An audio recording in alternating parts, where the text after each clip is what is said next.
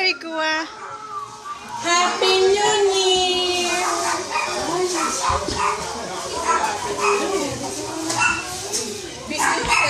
Busy na sa mga gadget.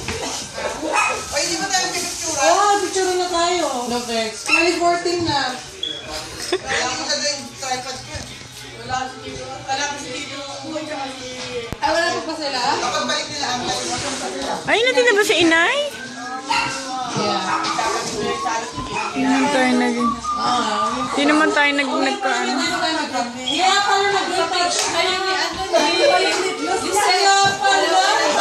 Correct. Kaya pala nag-retouch. Dahil mag-New Year niya. Hindi mo wala ka nakabisuhan, girl. Hindi pala parang mag-retouch. Lip gloss na naman yun. Posible ito kanto ako nila Ate Asbel.